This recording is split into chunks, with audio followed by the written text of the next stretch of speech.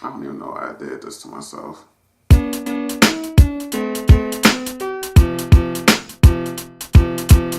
What's up, guys? This is Courtney, one half of the Brothers of Deconstruction here, and today's video is going to be the first episode of Super Late Reviews, which is an idea that I talked to Bruce about a while ago, about us just doing reviews, late reviews on movies. I'm reviewing The Amazing Spider-Man 2. Yep, that's one hell of a movie to start an inaugural episode of something with. This all started because I've been meaning to go to the movies to go see The Foreigner and Happy Death Day. And I've just kind of been lazy, I guess you can say. I was going to go to the movies last night, but I just didn't feel like leaving the house. So I didn't. But I was on Twitter, and one of the people that I follow, he said that he was watching Spider-Man 3 and he had a lot of opinions about it. And I said, what, the fact that it's better than both the Amazing Spider-Man movies, or is that a hot take? And he said, no, it's not a hot take. I agree with you. And I basically, we basically had a back and forth.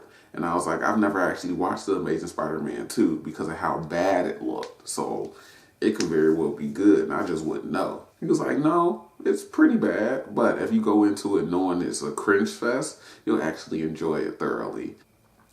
This was a terrible decision. Speaking of, there are a lot of terrible life decisions made with and in this movie. Max Dillon's character design and motivations, and I don't mean Electro. I get that they used the ultimate design for Electro as a base for their design of the movie Electro. That's not what I'm talking about. I'm talking about Max Dillon, the character himself, his design and his motivations. Like the pictures that came out very early of Jamie Foxx with the comb over, the gap tooth, the glasses, and them telling us that he was basically obsessed with Spider-Man. Nope, count me out. Open up the door, let me get off this boat. That didn't make sense. A lot of the stuff in this movie doesn't make sense. They could have gone the way of Spectacular Spider-Man, honestly. A guy is known around the company. He's an electrical engineer, so he's known around the company. Co-workers like him, everything like that. He decides to, fix this problem or whatever like that. Gets into the accident, and then it's kind of like, hey, you guys are trying to cover this up, or you guys are trying to do this to me and that to me and experiment on me and this like that. Like, no, I'm not having any of it. Instead of Spider-Man saves this guy early in the movie. He's like, his motivation is that he yearns to be wanted or needed. Like he needs that. He absolutely must be wanted. That's how he feels. And so Spider-Man saves him early in the movie and tells him, hey, you be safe out there. I need you. You're my eyes and ears. He runs with that because later on in the movie, they show him getting ready for work. And he has this picture of Spider-Man next to the mirror in the bathroom, I think. It's just weird. So I didn't like that. And then after he gets in the accident, he gets his powers and Spider-Man confronts him in Times Square. He forgets his name. He takes that as oh, you lied to me. You're trying to set me up, this and that. Because he shows up after the police have showed up. And he's like, hey, this is my friend Max. I told you about him. Guys, let's just, go with me. And, you got one police sniper on the roof that shoots him because he touches some water and he starts, frying out. I just didn't like it. I don't want to go too long about a movie that I don't like. Speaking of character designs, the Goblin design, I didn't like it. Speaking of goblins, the fact that the goblin disease that they gave Harry and Norman was lame. Like literally I can't remember the name of the disease to save my life. But it basically turned them into goblins. Because at the beginning of the movie when Harry goes to see Norman because he's dying. And he's talking to him and this and that and telling him, hey, you have this disease. I never told you about it. But, here's this research that I've been doing. Maybe you can come across a cure. Like, I just thought his nails were long. But no, they basically gave him claws. His skin was green. And then later on, when it starts afflicting Harry, and Harry comes across this spider venom and he uses it and it basically like accelerates the process and he jumps in the exosuit and everything like that. It was weird because even then he like his ears started looking pointy and that's when his hair got all weird and shit like that, and his teeth, and he had claws. I was just watching the movie like, why did they decide to turn them into goblins? I don't understand. So those are two designs that I didn't really like all that much. This movie is bad, people. I'm not even going to do a spoiler warning for this movie because you just shouldn't watch this movie. It came out in 2014. Just don't watch it. We have a newer and better Spider-Man movie out in Homecoming. Go watch that instead, please. Some of my problems made in the movie, though, are a lot different. One of them starts very early on. The movie opens up with Richard Parker and May Parker's plane crash. But the events leading up to it, Richard is doing the experiment he's at the lab, he's doing some type of work. He kills the spiders that they're experimenting on. He goes home, records a video, which we later see Peter watching when he comes across this suitcase or whatever like that, and this old train car. He takes Peter to Aunt May's, and before leaving, he doesn't say goodbye to Peter. Like, Peter grabs his hand and he says, "Be good," and then leaves. Which may not be a big deal and it probably is nitpicky to me, but on the plane ride to wherever they're going, basically him and May are having this conversation of, we shouldn't be abandoning Peter like this. And he's like, I understand, and that's true, but for the foreseeable future, we're going to be looking over our shoulders. We just can't bring him into this.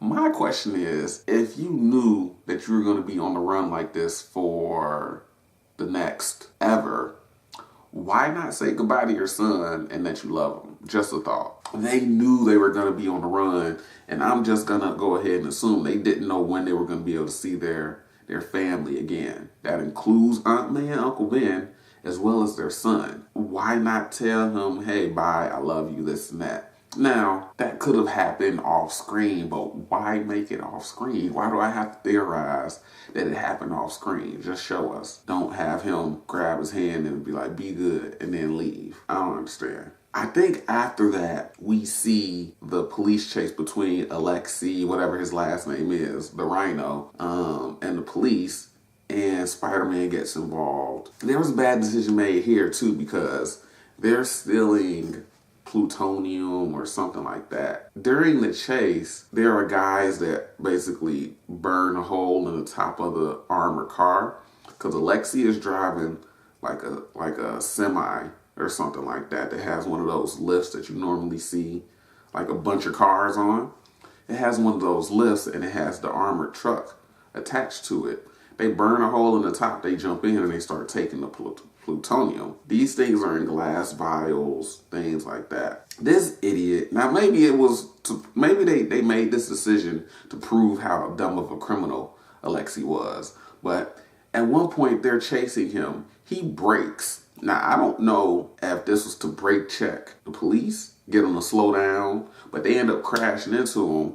And the guys inside all fall because of how hard he hits the brakes. Did they not inform him of what the mission was? There's radioactive material in the back of the load that you're carrying. Why would you suddenly brake like that if you know there are people back there taking it? Did he not know? I was really confused during this time because, of course, he brakes, the police crash into the back of the truck, but they're all falling around in there. Now, one guy has just one. I'm assuming that stuff breaks and everybody in that immediate vicinity, in that truck, Alexei, the police, the people on the street. I'm assuming if that vial breaks, people are dying immediately. What? I just don't understand. There also comes a time in the film where Max, it's his birthday, and Max is basically one of those invisible people. Oscorp supplies the city with power. They're using hydroelectricity or something like that. And he basically created the design for what they're doing for those plans, but they appropriated them. I guess didn't give him credit or something like that. So it's his birthday, and Alistair Smythe, he's getting on the elevator going to home because it's the end of the day. And Alistair Smythe is the last person to get on the elevator because the elevator is getting pretty crowded. And he's like, no, Max, you stay here. He's like, why? There's something going on downstairs with one of the, they have like some system that does like holograms at the building and that does announcements and things like that. I guess that was going haywire because of a faulty wire or something like that. So he tells him, hey, go downstairs, check it out. And he's like, well, today's my birthday. Why is everybody else getting leave and why do I have to stay? Because you're special. Happy birthday. Anyway, the bad decision here was Max goes there to the wire. He sees where the wiring is. He climbs up the ladders, blah, blah, blah. And he calls downstairs like, hey, Frank or something. Like, I need you to cut the power supply to section 13. Can't do it, Max. I'm already out the door. He's like, but what? So, and the funny thing is, he checks like this little handrail that he then stands on to fix this wire. And it's not one of those giant frayed wires or anything like that. It's really just a connection, but it's still sparking, and there's something around there that's still sparking and shit. So he puts it in there. But my thing is, why, if they already told you to stay at work and fix this, you don't know how long you're going to be at work. Just go downstairs, cut the power off, come back upstairs and fix it. But I know you wouldn't have the plot of the movie happening if that decision was made. But why focus a plot on such a bad decision that was made? Anyway, he puts the connection back together, and it has that kind of horror movie lead up because the music starts building and rising. Because he's like, he knows it's a bad decision that he's making too. That's the thing. That's why I didn't understand it. But he puts it together and snaps it. He's like, whoo, and then puts it back on the wall where he then gets electrocuted. He falls off the little rail, falls through the floors or through this little grating that just so happens to be above the electric eel pool. He walked by that coming into the building. But they start biting him in the pool, start electrocuting them. His skin starts turning blue, all that other fancy shit. This is when he becomes Electro. Power surge, the tank busts, and he's just like laying there, but it's like a bunch of stuff caked on his body. It's kind of like Dr. Doom from Fantastic. I thought that was probably the only cool thing in the movie. But again, bad decisions all around in this movie. Now, a couple of my last points tie into each other as far as bad decisions being made. And it comes with people standing around during major fights.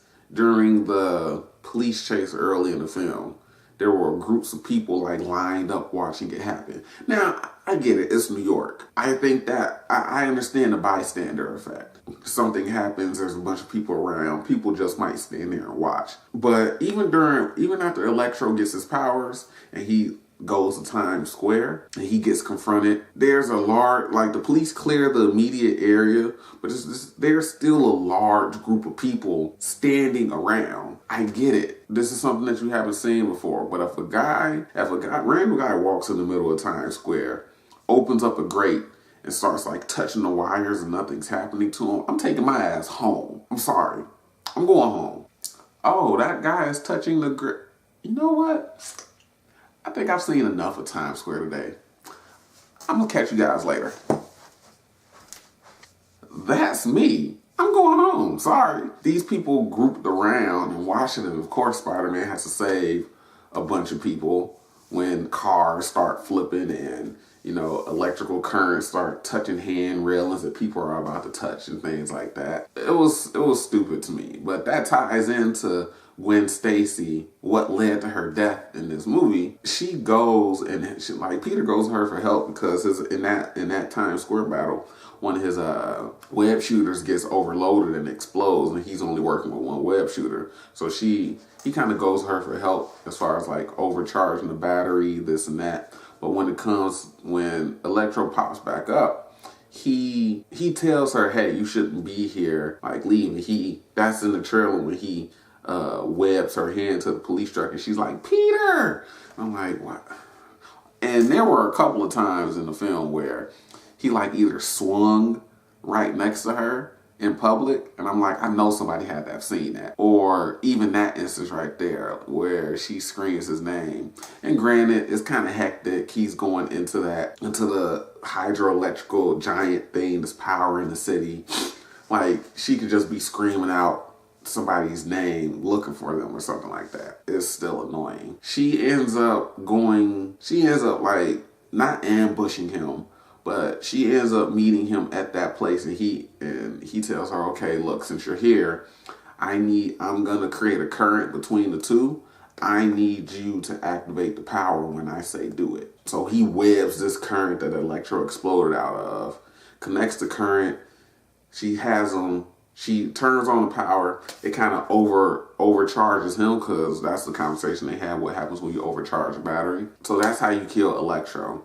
And then Goblin shows up again. Like I said earlier, the Goblin design with the venom with Harry. He starts like mutating and things like that, and he just so happens to crawl to this suit, gets in it. It starts its healing process, because they explain that spiders have genetic material that allows them to self-heal from severe injuries and things like that. And it automatically comes with a glider. I get you guys are trying to set up the Sinister Six. This is heavy-handed as fuck. So Green Goblin shows up, and he quickly puts two and two together that, hey, Gwen is here. She's talking to Spider-Man. Peter! Because he met Gwen earlier in the movie. And then, like, bad decision number one, him being in between both of them. Harry is talking to Peter, and he's like, it wasn't Spider-Man saying no to his blood, it was you. You left me to die, this and that, so you took everything away from me, I'm gonna take everything away from you. Why was Gwen still standing there? If she's already walking to the elevator or to the door, and she's right there, just leave while they're talking. I don't understand that decision that people stick around to see a conversation. No, if this dude that looks like how Green Goblin did comes down in the middle of me and Spider-Man's conversation, again, I'm leaving. Like, you know what? That's between you two. I'm just go ahead and leave. That's all you gotta do. And then after he says that, he swoops around and swoops her up. There's nobody there to swoop up. Easy. But again, we wouldn't have the plot of the movie happening this way if that decision was made like that. But he kidnaps her, starts chasing him around, and then we get the whole clock tower thing. Then we get that death scene, like that long fall toward the end, and shoot the webbing. I think her head hit off the ground instead of her neck snapping, because she came pretty close, and it just sounded and looked like her head hit off the ground, but maybe her neck broke. I'm not sure. Maybe her head would have exploded from that height and being pulled and still hitting the ground. I'm not sure. I kind of laughed when it happened. I'm not even gonna lie, because it didn't mean anything to me. The relationship that they built up in these two movies just didn't mean anything. So yeah, those are the bad decisions that basically plagued the movie. There were a whole lot of other ones, but I don't want to spend 30 minutes talking about a movie that I did not enjoy, that thoroughly pissed me off. I basically live tweeted it while I was watching it. This movie is not good, guys. I can't believe there are people that like it, but hey, movies are subjective. If you like one movie, hey, that's fine. I hate this movie. This movie is terrible. Spider-Man 3 is definitely better than this movie. Hopefully this video isn't long. I always say that, and they always turn out to be really, really long, but hopefully this one isn't. I even had notes to follow, so let's hope that they kept me on track for the most part. But yeah, the wedding is Saturday. Me and Bruce are gonna do our top 5 worst Rangers video. Then he's gonna go back and edit it, and then we're gonna get that uploaded. And I also think he's uploading a video about the Green Rangers soon. So maybe I'll do a Power Ranger video today. I'm not entirely sure. I just wanted to knock this out since I watched the movie last night. Yeah. Please, people, do not watch this movie. I cannot stress that enough. Catch you guys later. Jesus Christ.